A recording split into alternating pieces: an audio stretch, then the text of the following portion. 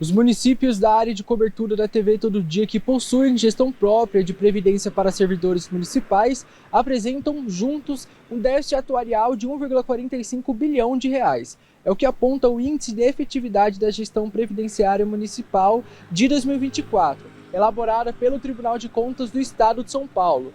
Entre os 6 municípios que possuem regime próprio de previdência social ativos, 3 apresentam déficit atuarial, 2 possuem superávit atuarial e 1 está em equilíbrio fiscal.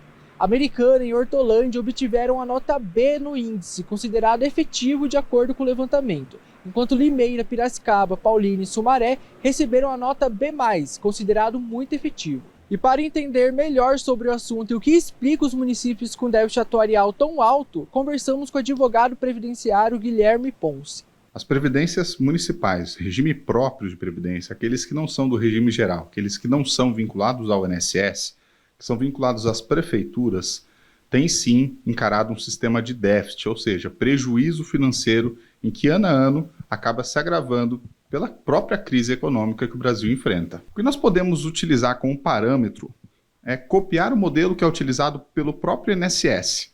O INSS diversifica a fonte de custeio, ou seja, ele não utiliza apenas a contribuição do empregado e a contribuição do empregador para conseguir arcar com as aposentadorias que o regime próprio tem que cumprir.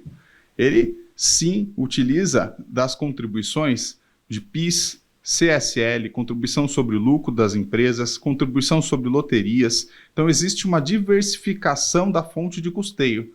O mesmo sistema tem que ser implantado no sistema municipal para que consiga se diversificar a fonte de custeio e não apenas computar a contribuição patronal e a contribuição da parte do empregado para conseguir a fim de pagamento da aposentadoria do cidadão. Hortolândia aparece no ranking como o município com maior déficit atuarial, com recorde histórico de 1,11 bilhão de reais. Já Piracicaba se destaca como a instituição que possui maior superávit, com 51 milhões de reais. Questionada sobre o alto valor do déficit, a Prefeitura de Hortolândia respondeu que em janeiro de 2025, o município registra um déficit atuarial de R$0 e acredita o fato para a criação da Lei Municipal número 4.399 de 2024, que criou uma segregação de massa, uma estratégia para equilibrar o déficit previdenciário que consiste em separar os segurados do plano de benefícios em 2 grupos distintos. Um dos que estão ligados ao fundo em repartição e outros ligados ao fundo em capitalização.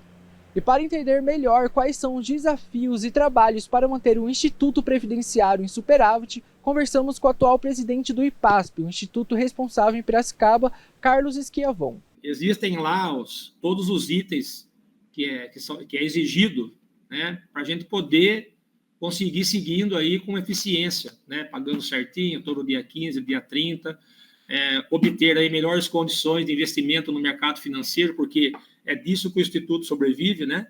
Do nosso fundo previdenciário, que é a obrigação do Instituto bancar aposentadorias dessa massa que entrou no serviço público como estatutário a partir de janeiro de 2004. Né?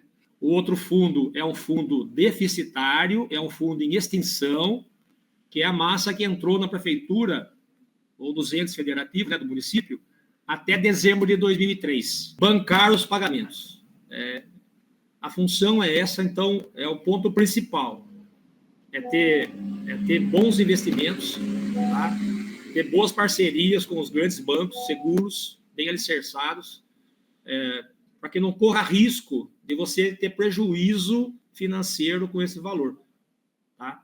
E a prefeitura, lógico, por obrigação, né? Ela entra na previsão, na LDO de todo o exercício, né? Então, é obrigação da prefeitura fazer esses repasses. Até porque a ausência ou a falta do repasse desse vai prejudicar justamente a prefeitura. Caso o Instituto apresente um déficit muito alto, os pagamentos destes servidores podem ser afetados. Já para os beneficiários ativos, esses déficits podem fazer com que a alíquota de contribuição dos servidores ativos aumentem, podendo gerar insatisfação entre os trabalhadores. Não preciso falar muito. Se faltar dinheiro no cofre público, não tem como o cofre público imprimir mais dinheiro e pagar aquele cidadão. Vai faltar pagamento. Tá? À medida que faltar o pagamento da aposentadoria, é possível sim ingressar com as ações judiciais para a obrigação de fazer contra a prefeitura, para que seja realizado o pagamento dos vencimentos de aposentadoria, de auxílios, de pensões. Entretanto, até que se tenha um resultado útil desse processo judicial, isso pode levar um certo tempo. E é esse tempo que o cidadão não pode esperar, porque ele se utiliza da aposentadoria, da pensão ou do auxílio para o sustento, para o gasto, para as necessidades básicas. Felipe Gomes, para a TV Todo Dia.